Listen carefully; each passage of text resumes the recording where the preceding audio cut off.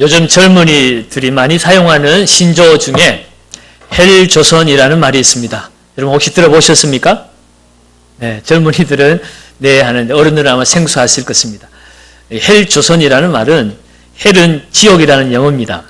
그리고 조선은 지금 우리가 살아가는 이 시대에 우리나라를 그렇게 표현을 하고 있는 거죠. 지금 젊은이들의 눈에 비춰진 이 나라, 이 시대는 그들에게는 지옥처럼 느껴지는 것입니다. 그러면 헬 코리아라고 하든지 헬 대한민국이라고 하면 되는데 왜 헬 조선이라고 했을까? 그것은 오늘 이 시대가 조선시대의 양반과 천민으로 나누어진 신분 사회처럼 이 시대는 노력해도 더 이상 내가 원하는 자리에 올라갈 수 없고 내가 꿈꾸고 원하는 것을 얻을 수 없는 그런 고착화된 신분 사회가 되었음을 자조 섞인 소리로 절망하면서 비탄하는 젊은이들의 부르짖음인 것입니다. 이런 이야기를 어른들이 들으면 어른들은 어떤 생각합니까? 요즘 애들이 정말 포시러워서 그러지 옛날에 우리는 먹고 살기 힘든데도 열심히 노력해서 이렇게 이만큼 잘 살게 되었는데 요즘 너희들이 뭐가 부족하냐? 먹는 거 다 잘 먹고 잘 입고 어느 시대보다도 평안하고 풍족한 삶을 살면서 어떻게 입에서 그런 아주 비판적이고 자조 섞인 열등감이 휩싸인 그런 소리를 할 수 있느냐라고 우리는 말을 하죠. 그런 말을 하면 우리 젊은이들은 뭐라고 대답합니까? 아재다 이렇게 얘기합니다. 아재다. 아재라는 말은 아저씨를 조금 더 친근감 있게 표현하는 말이 아재라는 것입니다. 그 말은 우리하고는 말이 안 통하는 아저씨입니다 하는 것이고요. 아재라는 말은 그나마 조금 이해가 될 때 아재라고 불러주고 이해가 안 되는 소리 할 때는 속으로는 죄송합니다. 개저씨라고 합니다. 우리 젊은 아이들이 그렇게 아주 날카롭고 비판적이고 열등감이 휩싸이고 이 세상에 대해서 소망이 없는 그런 불편한 삶을 지금 이 시대에 살고 있습니다. 우리는 이해가 안 되죠. 그렇게 잘 먹고 잘 사는데 뭐가 부족하냐? 그런데 젊은이들이 이야기를 들어보면 그들은 배가 고파서 아픈 것이 아니고 배가 아파서 힘들다는 거예요. 못 먹어서 힘든 것이 아니라 내가 노력하고 애썼는데 왜 나는 애써도 안 되고 쟤는 나하고 똑같은 처지인데 쟤는 왜 잘 되느냐는 거예요. 노력하지 않아도 좋은 부모 밑에서 권세 있는 부모 밑에서 돈 많은 부모 밑에서 태어난 사람들은 자연스럽게 잘 되고 제대로 가지지 못하고 좋은 형편에서 살지 못한 사람은 대를 이어서 그렇게 형편없이 살아야 되는 그런 이 세상이 싫다는 것입니다. 오늘 아침 뉴스에도 보니까 이 외환위기 이후로 우리나라의 그 소득의 49%가 상위 10% 사람들에게 그렇게 분배가 되어진다는 그런 결과를 보았습니다. 이 수치는 미국 다음으로 그렇게 우리나라가 높은 수치더라고요. 그만큼 신분의 또 빈부의 격차가 많이 벌어졌다는 것이에요. 일본이나 영국이나 프랑스 같은 서구 선진 사회보다도 이 빈부 격차가 더 심하게 고착화되어진 상황이 지금 이 대한민국의 상황이라는 것입니다. 그래서 아이들 입에서 너는 금수저를 물고 태어났다. 나는 흙수저를 물고 태어났다. 그 말도요. 자조 섞인 비탄의 소리입니다. 나는 흙수저라는 거예요. 내가 너 아무리 노력해도 나는 태어날 때부터 흙수저를 물고 태어났기 때문에 나는 가망이 없고 소망이 없다는 거고 너는 공부를 잘하든지 못하든지 너는 금수저를 물고 태어난 사람이니까 다시 말해서 네 부모나 네 가정 형편은 네가 가만히 있어도 잘 될 수밖에 없는 그런 상황이라는 것입니다. 그렇게 세상을 나눠놓고 있어요. 여러분 오늘 이 시대를 바라보는 젊은이들은 소망이 없다는 것입니다. 여러분 어떻게 하면 이 소망 없는 세상에 소망을 불어넣을 수 있을까요? 사람들은 흔히 생각합니다. 저도 고민을 해보았습니다. 사람들이 생각할 수 있는 결론의 끝은 무엇입니까? 엎어버리는 거죠. 뒤집어버리는 거죠. 혁명입니다. 오늘 목사님 큰일 날 소리 하고 있는데 큰일 날 소리죠. 많은 사람들이 예전에 그런 생각을 했어요. 그러나 여러분 힘 있는 사람이 자기 힘을 가지고 세상을 뒤엎어버린다고 세상이 좋아지던가요? 이미 반세기 전에 공산주의자들이 그들의 꿈과 이상을 실현해보고자 사회주의 운동을 펼치고 공산국가를 만들었습니다. 그러나 그 결과가 어떻게 되었습니까? 다 무너졌잖아요. 마지막 하나, 저 북녘 땅에 남아있는 그 시대, 여러분 조선시대보다 더 빈부격차가 심하죠. 3대를 이어서 왕노릇하고 있잖아요. 백성이 왕이 되는 세상을 만든다고 그들이 사회주의 운동을 펼쳤지만 지금은 3대 세습의 김씨 왕조를 만들어버렸습니다. 백두혈통이 아니면 그들은 출세할 꿈을 꾸지 못하는 그런 더 비참한 지옥을 만들어 놓았습니다. 여러분, 그렇다면 이 세상은 정말 가망이 없는 것일까요? 혁명도 안 되고 세상을 힘으로 뒤집어 엎어버렸어도 변화되지 않는 이 세상, 어떻게 하면 우리는 소망을 불어넣을 수 있을까요? 여러분, 결론은 예수 그리스도밖에 없습니다. 하나님의 나라가 이 소망 없는 지옥 같은 세상에 임함으로 이 세상이 하나님 나라로 바뀌어질 때에 이 세상에는 희망이 있는 것입니다. 그렇다면 그 희망을 어떻게 우리가 만들어낼 수 있습니까? 세상 사람들은 혁명을 원했습니다. 2000년 전에 예수 그리스도가 오셨을 때 많은 제자들과 사람들은 혁명을 원했어요. 당신이 임금이 되어서 로마를 뒤집어 엎어버리십시오. 힘으로 로마를 군대를 물리치고 아름다운 세상, 살만한 세상을 만들어 봅시다 했지만 예수님은 그렇게 하지 않았습니다. 오히려 십자가에 당신의 목숨을 내어주셨습니다. 피를 흘리고 고난받으시고 죽으셨습니다. 그 죽으심으로 말미암아 하나님의 나라가 이곳에 임하게 된 것이에요. 사랑하는 여러분, 오늘 소망 없는 이 세상에 우리는 그 하나님의 나라의 생명을 불어넣기 위해서 이 땅에 우리가 부름받은 줄 믿습니다. 여러분, 우리가 구원받은 이유가 무엇입니까? 하나님의 백성으로 구원받아서 천국 백성이 되었지만 그것으로 끝나지 않았죠. 주님은 우리를 세상으로 다시 보낸 것이에요. 여러분, 이곳에 교회가 세워진 이유가 무엇입니까? 주님이 2000년 전에 세상을 지었지 아니하시고 십자가를 죽으시고 부활하시고 다시 오시겠다고 약속하신 이유가 무엇입니까? 이 땅에 소망 없이 죽어가는 지옥 같은 인생을 살고 있는 잃어버린 백성을 찾으시기 위해서 누구를 통해서요?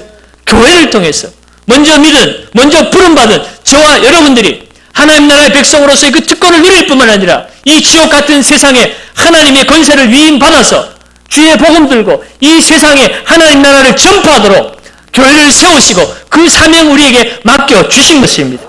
그러므로 저와 여러분들은 이 소망 없는 젊은이들에게, 이 세상 사람들에게 푸르고 푸른 그리스도의 계절이 오도록 우리는 힘써 복음 증거하는 삶을 살아야 할 줄로 믿습니다. 오늘 본문의 말씀도요, 예수님께서 70명의 제자를 세우시고 그들을 각 지역과 동네로 파송하시고 하나님 나라의 복음을 증거하도록 그들을 보내시고 계십니다.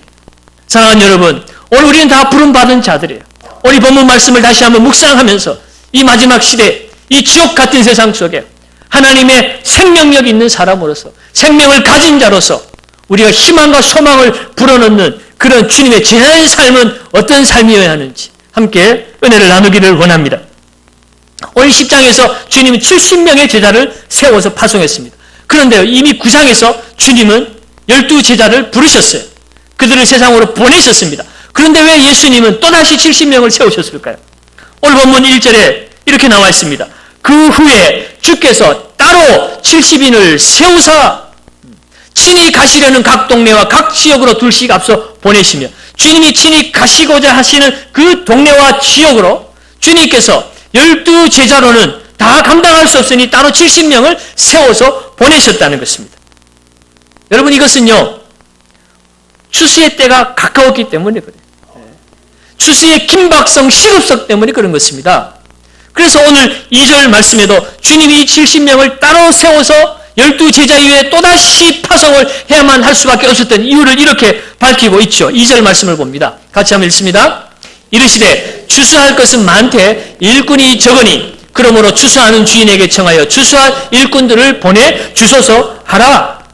지금 추수의 때가 되었는데 추수할 것은 많은데 추수할 일꾼이 적다는 것입니다. 여러분, 12명의 제자를 파송해가지고는 지금 이 추수의 때에 추수의 그 모든 일들을 감당하기가 어렵다는 거예요. 그래서 지금 70명을 따로 세운 것입니다. 여러분, 이제 9월 가을에 결실의 계절이 찾아왔습니다. 여러분, 가을에 추수해야 되지, 그거 일손 부족하다고 내버려뒀다가 겨울에 추수하려면 추수 못하죠. 얼어 죽어버리잖아요. 때가 있는 것입니다.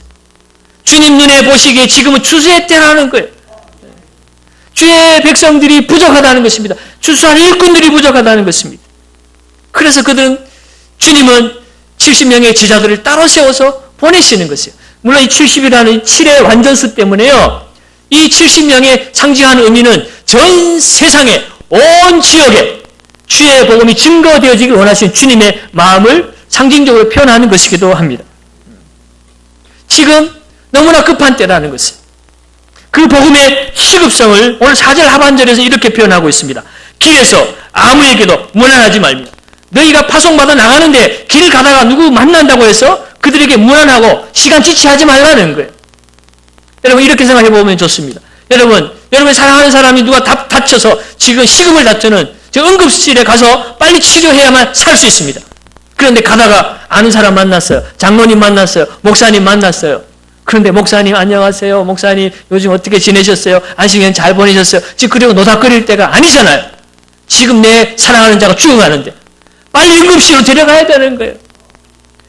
그 가중에 목사님 아는 척 안 했다고 인사 안 했다고 뭐라고 할 목사님은 없어요. 급한 거 다 아니까. 지금 오늘 주님 앞에 부름을 받아서 복음을 전해야 될 하나님의 백성들의 모습이 바로 그와 같은 급박한 상황이라는 것입니다. 왜 그렇습니까? 주님이 오시는 하나님의 나라는 주를 영접한 자들에게는 구원의 날이지만 주님을 영접하지 못한 자들은 죽는 날이기 때문에 그래요. 단순히 육체적 죽음만을 말하는 것이 아니라 영원한 죽음, 영원한 지옥불에 들어가야 되는 고통이 기다리고 있기 때문에 그런 것입니다. 사랑하는 여러분, 이런 말씀 드리면 2000년 전에 그렇게 급하게 복음을 전했지만 2000년 동안도 아직 마지막 때는 오지 않았지 않습니까? 아직 심판이 일어나지 않았지 않습니까? 그래서 오늘 우리는 복음 전하는 것을 급하게 생각하지 않는 사람들이 있습니다.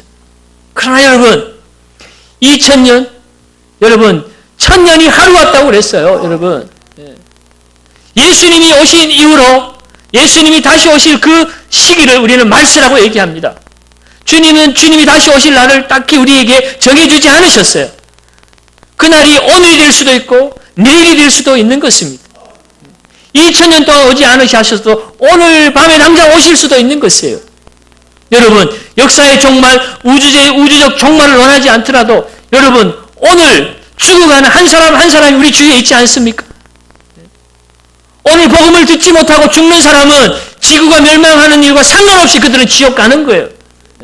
2000년, 3000년 동안 지구가 멸망하지 않는 것과 상관없이 오늘 한 영혼이 죽을 때에 하나님을 만나지 못하고 예수 그리스도를 영접하지 않는 사람은 지옥으로 가는 것입니다. 그러니 급한 거죠. 여러분 사랑하는 가족 가운데 복음을 듣지 못한 사람들 많잖아요. 여러분 사랑하는 친구들 가운데 복음을 받아들이지 못한 사람들 많잖아요. 그들에게는 오늘 하루가 급한 것입니다. 주님은 그들에게 우리를 보내시는 것이. 그런데 우리는요, 그 주님의 부르심 앞에, 보내심 앞에 순종하지를 못해요.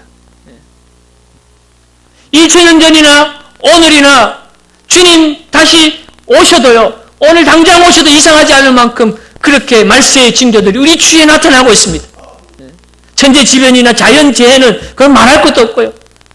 세상의 사람들이 죄악에 물들고 자기 마음대로 살고, 오늘 새벽에 로마서 말씀의 마지막 때에 사람들이 죄 가운데 살아가는 모습들을 이야기했습니다만, 남자와 여자가 순리대로 그렇게 만나지 못하고 동성애를 일삼고 죄악을 밥 먹듯이 그렇게 일삼는 그 세상, 오늘 당장 주님이 오셔서 심판해도 이상하지 않은 마지막 때라는 것입니다.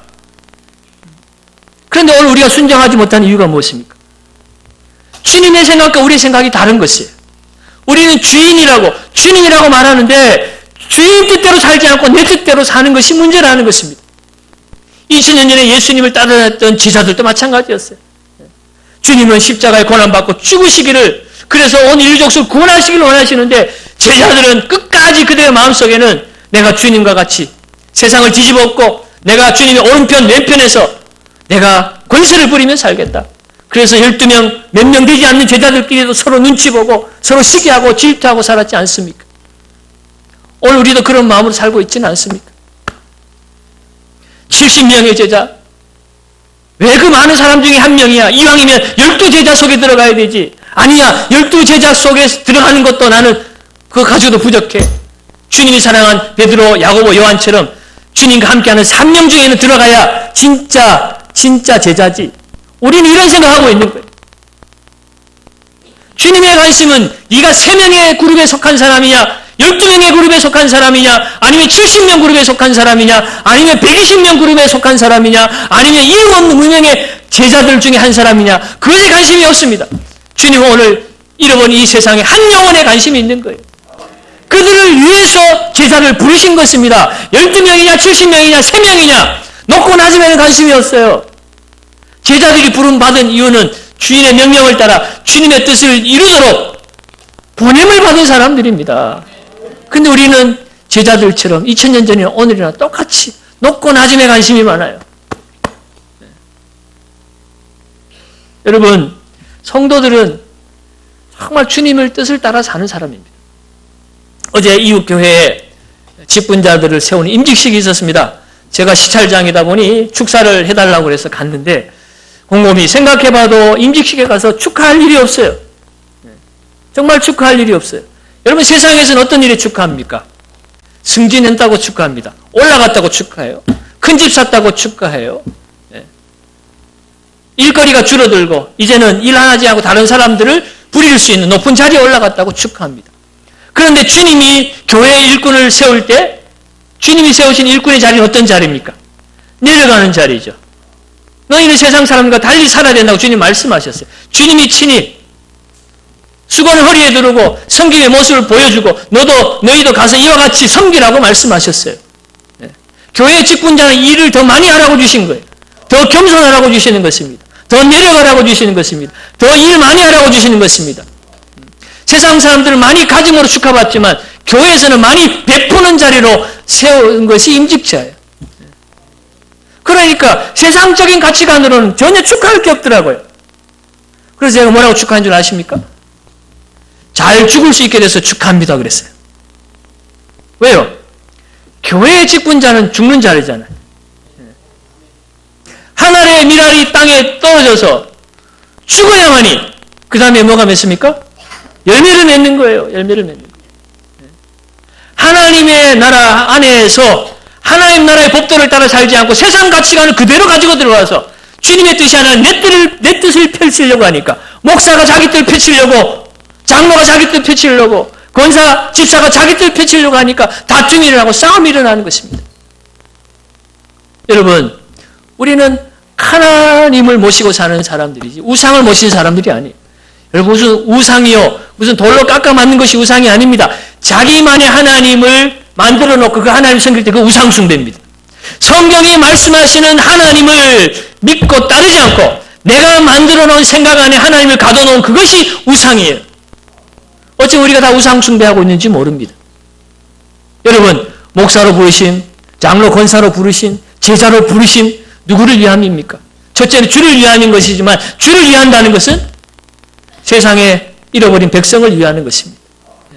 주님이 이 땅에 오셔서 십자가에 몸버려서 죽으신 이유가 무엇입니까? 잃어버린 백성 구하시기 위해서 죽으신 거예요.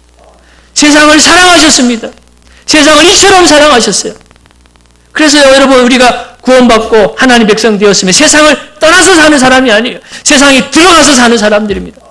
주님께 구원받아 하나님의 자녀된 그 특권을 우리가 누리지만 또다시 세상으로 보냄을 받는 사람들, 세상에서 보냄을 받은 제자다운 삶을 살아내므로 하나님 나라, 이 세상 가운데 이루어지게 함으로 소망 없는 이 세상에 돈과 명예 가진 것으로 신분을 나누고 자랑거리로 삼고 열등감에 빠지는 이러한 세상에 하나님이 다스리는 하나님의 온전한 나라를 우리가 만들어내야 하는 것입니다. 주님은 그것을 교회를 통해 이루시기를 원하시는 것이에요. 오늘 이 경산교회가 이 땅에 세워진 이유는 바로 이 경산 지역에 하나님의 나라, 잃어버린 백성들을 구원하여 하나님의 나라를 이루라고 경산교회를 세워주신 거예요. 우리끼리 이 안에서 잘 먹고 잘 살라고 세워주신 것이 아닙니다. 서로 힘자랑, 세상에서 못다 이룬 거 교회 안에서 한번 이루어보라고. 그래서 우리를 이곳에 교회를 세워주신 것이 아니라는 것입니다. 더 책임을 맡았습니까? 그러면 세상으로 나가야 돼. 교회 안에 자꾸 모이지 마세요. 교회 안에 가서 뭐 일하려고 하지 마세요. 교회 안에서 일하는 것이 아니라, 물론 교회에서 일이 필요하지만 더 큰 일은 세상에 나가서 하는 것입니다. 믿지 않는 자들을 만나고 그들에게 나아가서 섬기고 사랑하고 그들의 이야기를 들어주고 하나님의 나라의 소망을 그들에게 전해주는 삶을 살아야 되는 것입니다. 오늘 주님은 그것 때문에 오늘 하나님의 제자들, 하나님의 백성들, 하나님의 교회를 주님이 가시려는 그곳으로 각 동네와 각 지역으로 앞서 보내시고 계신 것입니다. 특별히 주님은요, 가서 너희가 추수할 일꾼을 보내어달라고 기도하라고 말씀하고 계세요. 여러분, 우리가 전도를요, 오해하는 경우가 많아요. 전도를 무슨 내가 사람을 만나서 설득시키는 것을 전도라고 착각을 하는 것입니다. 여러분, 우리가 설득당해서 예수 믿었나요? 아니지 않습니까? 하나님이 나를 찾아와 주셨어요. 살아계신 하나님이 내 영혼을 흔들어 놓아서 우리가 주님을 만난 것이지 어떤 사람의 설득으로 우리가 변화되는 것은 아닙니다. 여러분, 말주변이 없어도, 내가 설득할 능력이 없어도 주의 성령에 붙들려서 하나님 나라를 전하면 그것으로 끝인 것입니다. 그 사람을 구원해내는 것은요, 하나님이 하시는 일입니다. 그래서요, 기도하라는 거예요. 추수할 일꾼을 보내어주도록 기도하라는 것입니다. 내가 추수하는 것이 아니에요. 우리 통로만 되는 거지. 그래서 전도는요, 기도와 같이 가는 것입니다. 전도는 기도 없이 할 수 없는 거예요. 여러분, 다음 주부터 우리 월삭 기도회, 제가 한 달 동안 안 오다 보니 이름을 잊어버렸네. 작정밤 기도회. 작정밤 기도 한 주간 합니다. 기도 없이는요, 세상 속에 들어가 살 수 없어요, 여러분. 새벽을 깨우고 밤에 나오셔서 부르짖으시기 바랍니다. 전도 대상자를 위해서, 여러분의 삶의 자리를 위해서 기도해야 되는 것이에요. 그래서 여러분요, 우리는 세상에 나가서 만나는 사람들이 단순히 그냥 피동적으로 내가 전하는 것을 듣고 따라오는 사람 정도가 아니라 우리는 그 사람이 추수할 일꾼으로 바뀌어지는 것까지 바라보면서 우리는 기도하면서 전하는 것이에요. 주님이요, 복음 전하는 것을 마태복음 28장 19절 이하에 마지막 유언처럼 우리에게 남기셨죠. 그러므로 너희는 가서 모든 민족을 제자로 삼아 아버지와 아들과 성령의 이름으로 세례를 베풀고 내가 너희에게 분부한 모든 것을 가르쳐 지키게 하라. 볼지어다 내가 세상 끝날까지 너희와 항상 함께 있으리라 하시니라. 가서 모든 민족을 뭐 하라는 것입니까? 제자를 삼으라는 거예요. 그런데 우리는 세례를 베푸는 것으로 만족합니다. 가르치는 것으로 만족합니다. 여러분, 이 주님의 그 지상명령을 이 원어로 가만히 읽어보면 목적은 제자 삼는 거예요. 세례를 베풀고 가르치는 것은요, 이 제자를 삼기 위한 수단에 불과한 것입니다. 근데 오늘날 교회의 문제는요, 제자가 없는 것입니다. 데려다 놓고 세례는 베풀고 그것을 끝이에요. 직분 맡기고 봉사일을 맡깁니다. 제자가 아닌데 봉사가 되겠습니까? 제자는 주님을 닮아서 희생하고 섬기며 그래서 감리해낼 수 있는 사람입니다. 그러나 제자가 아닌 사람은요, 조금 하다 수틀리면 못하는 거예요. 남이 알아주지 않으면,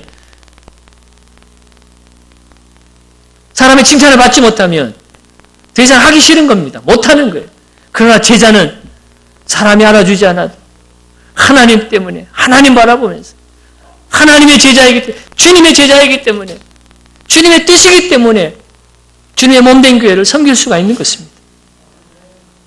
오늘날 이 시대에, 이 세상에 그리스도인이 그렇게 많고 교회가 그렇게 많은데 왜 세상 사람들은 헬 조선이라고, 소망 없는 지옥 같은 세상이라고 왜 말합니까? 제자들이 사라졌기 때문입니다. 사랑하는 여러분, 오늘 우리는 제자가 되어야 합니다. 내가 제자가 되어서 주의 말씀 붙들고 세상 속에 나아가서 또 다른 제자가 만들어지도록 우리는 복음의 통로가 되어야 될 줄로 믿습니다. 그러므로 여러분, 우리는 한 영혼의 비전을 놓지 말아야 합니다. 예배당 크게 짓는 것도 중요하지요. 여러 다양한 프로그램을 돌리는 것도 중요합니다. 그러나 놓치지 말아야 할 것은 한 영혼을 향한 비전입니다. 주님은 한 영혼을 천하보다 소중히 여겼어요. 그런데 한국교회는 어느 순간 그 한 영혼에 대한 사랑과 열정이 사라졌습니다. 예배당 세우는 데는 열정이 있었지만 온갖 프로그램을 사용해서 많은 사람들을 끌어모으는 데는 거기에는 재주가 많았지만 그러나 한 영혼 한 영혼을 돌보는 일에는 여러분 능력을 잃어버리기 시작했어요. 여러분 본질은 한 영혼입니다. 여러분 우리가 세상에 해야 될 일이 많이 있지만 여러분 한 영혼을 제자로 삼는 일을 놓쳐서는 안 되는 것입니다. 고린도서 1장 28절 29절에도 성경은 이렇게 기록하고 있습니다.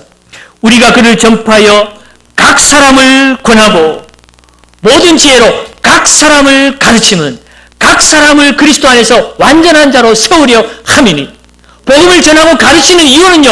각 사람 한 사람을 온전한 자로 세우기 위함이라는 것입니다. 사도 바울은 이것 때문에 내가 힘을 다하여 수고한다고 그랬어요. 여러분 한 사람에 대한 관심을 가지시기 바랍니다. 여러분 세상은요. 변화된 한 사람을 통해서 바뀌어지는 거예요.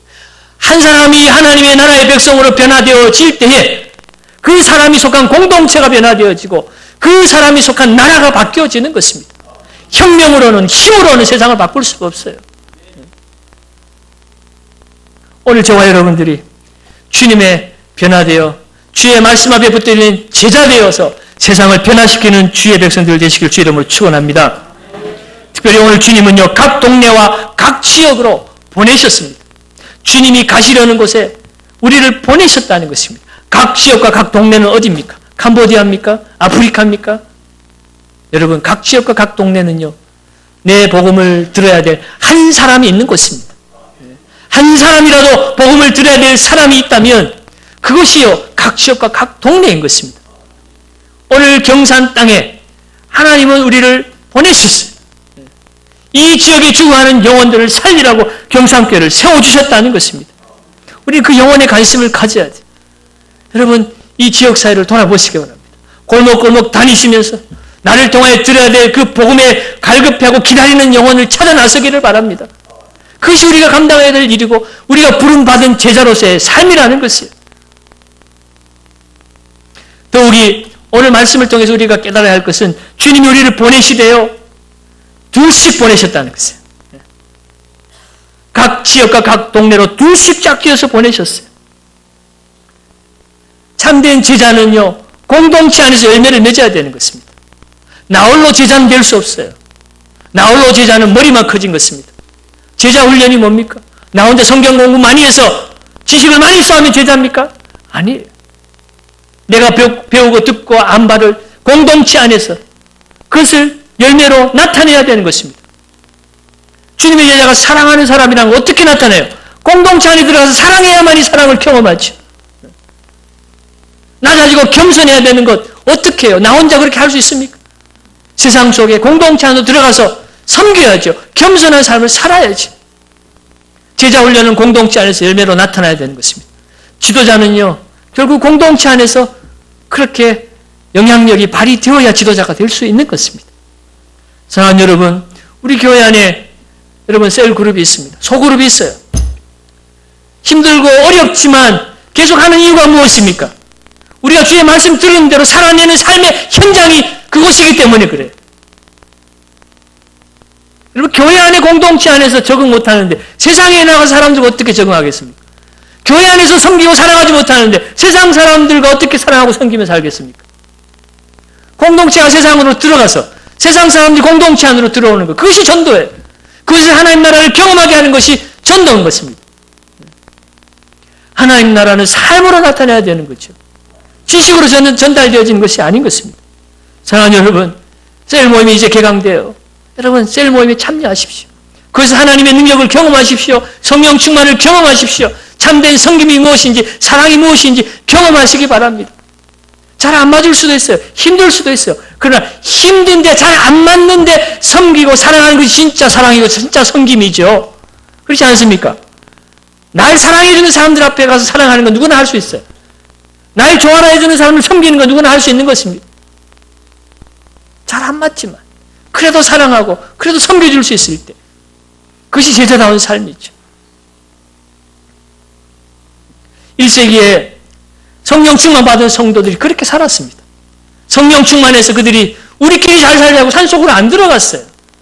나 혼자 기적을 행하면서 전도하지 않았어요. 그들은 둘씩 공동체로 함께 섬기며 함께 능력을 행하며 함께 복음을 증거했습니다. 성전에 모여서 예배드리고 집에서 모여서 떡을 나누고 교제하면서 베드로와 요한이 함께 성전에 올라가다가 안진뱅이를 고쳤습니다. 교회 안에서 놀라운 기적들이 나타났어요. 사랑하는 여러분, 주님 우리가 함께 더불어 살기를 원하십니다. 공동체적 삶을 통해서 열매 맺고 영향이 있는 삶을 살기를 주의 이름으로 축원드립니다. 그것에서 질병이 치유받고 내 상한 마음이 치유받고 하나님의 나라 살 소망이 생겨나기를 주의 이름으로 축원드립니다.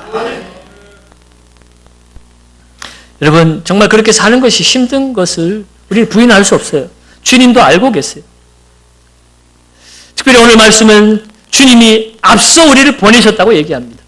주님이 가시려는 그곳에 우리를 앞서 보내셨다는 거예요. 그 말은 주님의 보호와 주님의 능력이 함께하지 않을 수도 있다는 것입니다. 다시 말해서 세상의 시험과 세상의 악함에 우리가 흔들릴 때도 있고 넘어질 때도 있다는 거예요. 그러나 그럼에도 불구하고 주님은 그들을 앞서 보내셨어요. 보내시면서 얼마나 염려가 되시는지 주님이 이런 말씀하세요. 3절 말씀에 갈지어다 내가 너희를 보내니 어린 양이 이리 가운데로 보낸 것 같도다. 내가 너희를 보내는데 가라. 가기는 가는데 내 마음은 어린 양을 이리 가운데로 보내는 것 같도다. 어린 양이 이리에게 잡아먹힐 수 있는 그런 험악한 세상에 내가 너희를 보내노라 그러는 것이에요. 그 말은요, 염려가 되는 그런 주님의 가슴 아픈 마음이기도 하지만 또한 역설적으로 바라보면 그럼에도 불구하고 너희는 가야 되고 가면 너희는 살 것이고 내가 너희를 지켜줄 것이라는 주님의 보호의 약속이기도 한 것입니다. 힘들지만 어렵지만 순종하면 나아가면 그 힘들고 어려운 일을 우리가 이길 수 있는 능력이 우리 안에 있다는 거예요. 네. 여러분, 성도의 성장은요, 삶의 현장에서 이루어지는 것입니다. 교회 안에서도 성숙 성장이 이루어지겠지만 복음 들고 나가 싸우는 삶의 현장에서 나타나는 것이에요. 주님은요, 우리가 교회 안에만 머무르기를 원하지 않으세요. 그래서 우리를 둘씩 짝지어서 세상을 보냅니다. 이 일대 가운데 보내는 양들 같은 그런 어려움과 무시무시한 세상이지만 그럼에도 불구하고 우리를 보내시는 거예요. 왜? 그것을 우리를 훈련시켜서 하나님의 나라를 그곳에서 경험하게 하시기 위해서. 하나님의 능력은 세상에 나가야 경험할 수 있는 거예요. 주의 복음 들고 나가 외칠 때에 하나님 살아 역사하신 우리가 경험하게 되는 것입니다. 병자가 고침받고 기적이 나타나는 것이 어디였습니까? 복음 증거하는 증거의 현장 아닙니까? 불신 영혼들을 만나고 복음을 필요하는 삶의 현장 가운데 복음을 증거하고 손을 얹고 기도할 때 귀신이 떠나가고 질병이 치유받았죠. 하나님의 역사, 우리는 주님이 보내시는 곳으로 가야만 나타나는 것입니다. 그것을 경험할 때 우리의 믿음도 성장하는 것입니다. 그러므로 여러분, 오늘 우리가 이 세상에 보냄을 받을 때 내가 비록 약해도 말을 잘못해도 여러분, 우리는 주님이 함께 하시고 주님이 우리를 세상 가운데 승리자로 이끌어 주실 것을 믿고 믿음으로 비록 이 일대가 우울거리는 세상이라 할지라도 주님이 나와 함께 하심을 믿고 나가야 될 줄로 믿습니다. 주님은 염려도 하셨지만 우리에게 확신의 말씀, 위로의 말씀, 능력의 말씀을 우리에게 더하여 주셨습니다. 본문 16절 말씀이에요. 16절 말씀을 같이 한번 읽어봅니다. 같이 읽습니다. 너희 말을 듣는 자는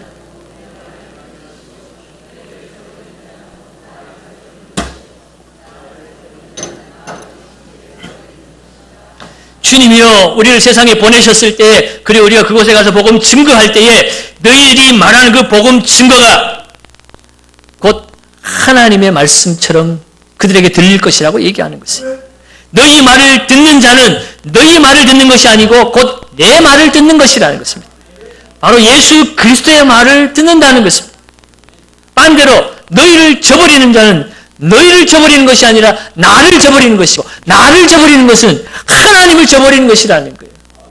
여러분, 우리가 세상에 나가서 복음 증거하는 것이 얼마나 엄중하고 얼마나 위대한 일인가 하는 것이에요. 세상 사람들이 알아주지 않아도 여러분들이 나가서 예수의 이름을 증거할 때 그것은 하나님의 말씀인 것입니다. 여러분이 핍박당하고 어려움 당해도요, 그것은 여러분이 핍박당하고 어려움 당한 것이 아니라 주님을 거부하는 것이고, 주님을 거부하는 것은 천지의 창조주, 다시 오실 심판주 하나님을 거부하는 것이에요. 그것이 얼마나 큰 죄입니까? 그래서요, 그 복음을 거부하는 자들, 그 복음을 거부하는 자들이 얼마나 심판을 받을 것인가. 오늘 12절 말씀해 보면 내가 너희에게 말하노니 그날에 소돔이 그 동네보다 견디기 쉬우리라.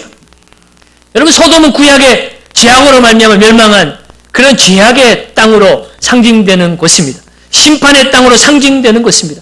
그런데요, 오늘 이 시대에 우리의 이 복음 증거의 말씀을 거부하는 사람과 사회는요, 마지막 심판 때에 소돔보다 더 견디기가 어려울 만큼 엄청난 심판이 임할 것이라는 거예요. 오늘 말씀에는 두로와 시돈이 등장을 합니다. 두로와 시돈은 갈릴리 북쪽의 이방의 죄악이 간영한 도시였습니다.